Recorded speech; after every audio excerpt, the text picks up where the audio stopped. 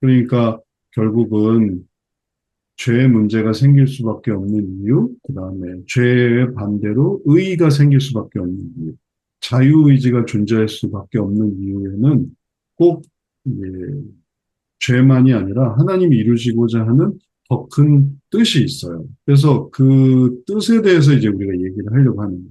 밀물과 썰물, 고통과 해소, 하락과 상승. 애초에 하락이 없으면 상승이 있을 수도 있고, 고통이 없으면 해소가 있을 수도 있고, 썰물이 없으면 밀물이 있을 수도 있고, 존재하는 태초에 천지를 창조하신 천지가 창조되는 게 아니고서는 그 이유가 있을 수가 없는 거예요. 창조되고. 암흑이 있어야만 그 암흑에 빛이라는 게 생기고, 빛이 있으니까 좀 어둠이 생기고, 음, 빛이 없으면 어둠이 있을 수가 없는 거예요. 그러니까 이게 다 상대적인 거예요. 그러니까 더 큰 개념으로 이건 뭐 빛이 있는 게 죄입니까? 뭐 어둠은 죄입니까? 그게 아니라 하나님의 섭리다. 하나님의 경륜이다. 그 속에서 하나님이 이루어 가시는 게 있다. 이제 이렇게 설명하려고 하는 거죠. 네. 고통의 가장 기본적인 원리 속에서 이제 우리가 보려고 하는 게 이제 그렇게 좀 더 크게 보려고 하는 거고, 그런 큰 안목을 가져야만 이제 이렇게 다 적용을 해볼 수가 있어요. 왜냐하면 이게 되게 유연한 거거든요.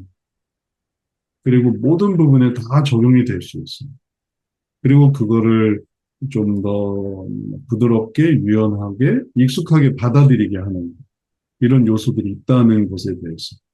이게 지금까지는 뭐 이렇게 했지만 여기에 더 추가될 수도 있는 거 아니면 이거와는 다른 또 어떤 영향이 또 있을 수 있는 뭐 지금도 과학 기술을 생각해 보세요.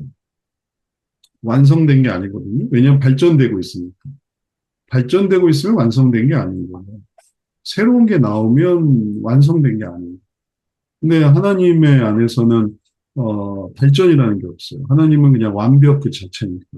그러니까 하나님 안에서만 그걸 설명할 수 있고 인간 세계에서는 그 설명하기가 좀 어려운 거죠. 왜냐하면 발전하고 있으면은 부족했다는 뜻이거든요. 당장 뭐 그 전 단계 보면 부족함이 있잖아요.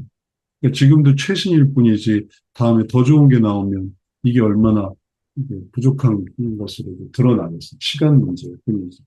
그래서 이제 인간의 그런 한계가 있는 거고 그런 한계 속에서 이제 우리들이 생각해야 되는 거는 그 영원한 그리고 완벽한 하나님의 세계가 있는데 그게 여기서 이렇게 이게 표현되는 것 속에서 이제 그 세계를 이게 찾으려고 하고 그거를 이게 추구하려고 하는 거.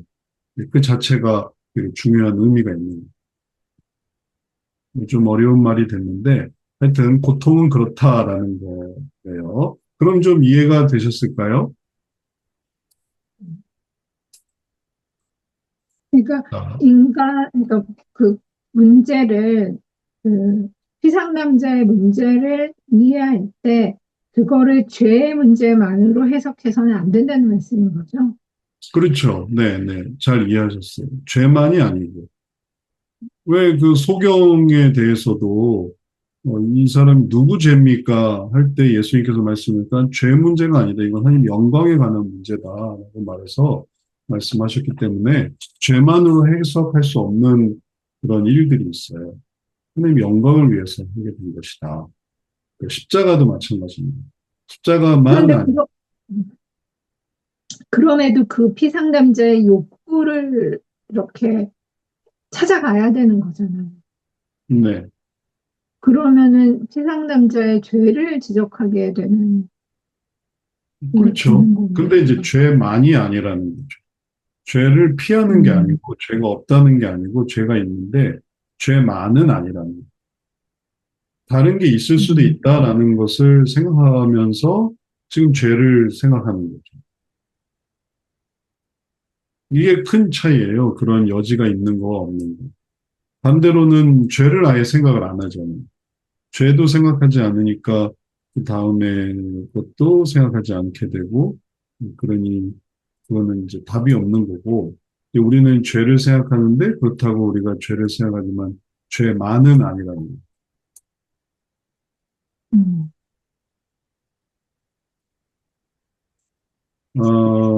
자, 한 분만 더 얘기를 들어보고 또 좀 쉬는 시간을 가져보도록 하죠.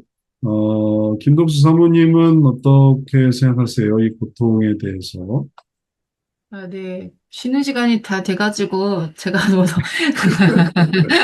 말씀드릴 건 없고, 앞에서 다 또 얘기해 주시는 거 잘 들었고요. 그냥 1, 2, 3, 4 뭐 이렇게 순서대로 이해가 되는 거라기보다 이제 아래로 내려가면 그림을 미리 좀 이렇게 올려주셨으면 좋았겠다. 저도 같이 따라 그리면서 좀 하면 더 어, 이해가 됐겠다. 이 차트는 네, 제가 찾기가 어렵더라고요. 이렇게 막 이제 목사님이 올려주시면 바로바로 그 다운받아가지고 제가 네, 출력해서 같이 네, 그리면서 하면 좋았을 것 같다. 이렇게 생각하면서 들었고요. 네, 어, 뭐, 첫 번째 이해, 두 번째 사건, 뭐, 해석, 이렇게, 뭐, 단계별로 내려가고, 단계별로 올라가고, 뭐, 이렇게, 뭐, 저희가 보면 사고와 감정과 행동이 같이 일어나는데, 그게 어떤 게 먼저 느껴지느냐의 차이가, 죄송합니다. 누구는 행동으로 먼저 신체적으로 느끼는 사람이 있고, 어떤 사람은 감정이 먼저 올라오는 사람이 있고, 어떤 사람은 생각부터 나오는 사람들이 있더라고요. 그래서 이제 음, 어떤 게 먼저 가장 느껴지냐, 이렇게 저도 상담할 때 많이 물어보긴 하는데, 음, 이제 그런, 상담할 때 장면들을 좀 생각하면서 강의를 들었습니다. 그래서 저는 뭐, 이렇게 이해가 안 되거나 어렵게 느껴지진 않았고요. 단지 이제 이게 고통이 해소가 되는 게 이렇게 가는구나. 그래서 이렇게 이해가 안 되면 해석도 잘 안 될 거고 뭐 감정도 계속 갖고 있을 거고 그럼 그게 쌓이면 신체 고통이 돼서 우리나라에 화병을 가지신 분들이 많구나. 뭐 이러면서 이제 그렇게 이해하면서 들었고요. 반대로 이거를 어떻게 하면 상담을 통해서 해소시켜주고 고통을 좀 없애줄까 고민하면서 상담을 밀물 썰듯 오가듯이 상승과 하락을 항상 오가는 삶 속에서 나도 살고 있다. 예, 강의 열심히 들었습니다. 네. 이제 그거를 이제 우리가 고통을 이렇게 이해하고 적용하는 것의 의미는 뭐냐면은 그것을 어떤 방향으로 가게 해야 되겠다라는 거를 이렇게 이해시켜 드리려고 하는 거예요. 어떤 방향이 돼야 되겠다. 그건 무슨 의미냐면은 이제 빨리 될 수도 있지만 시간이 갈 수도 있고 또 시간이 갈 수도 있지만 또 빨리 될 수도 있어요. 방향만 딱 찾으면. 그래서 이게 내가 뭐 어떤 식으로든지 막 생길 수 있는데, 그리고 지금 아까 우리가 봤던 이 고통의 이 수준이, 이 세 가지 수준이, 네 가지 수준이, 고통의 이 네 가지 수준이 계속 우리 삶 속에 이렇게 생기는데, 그거를 요렇게 하면 되는구나. 저렇게 하면, 그게 쌓이고 쌓이면은 이제 발전이 이루어지는 거예요. 단계는 이제 그럴 때, 형성이 되는 거거든요. 그걸 그렇게 해주니까 그 다음에 되는 거. 그래서 이제 그런 즉각적이거나 아니면 점진적이거나 이런 방향을 이렇게 생각해야 되겠구나. 이제 이런 것들을 이해해 보시면 되겠고, 그리고 내 고통은 이래서 생긴 거였구나. 이런 것들을 이해해 보시면은 다음에 뭘 할 것인가를 좀 더, 지혜로운 방법으로 혹은 또 효과적인 방법으로 또 만들어 가실 수가 있겠어요.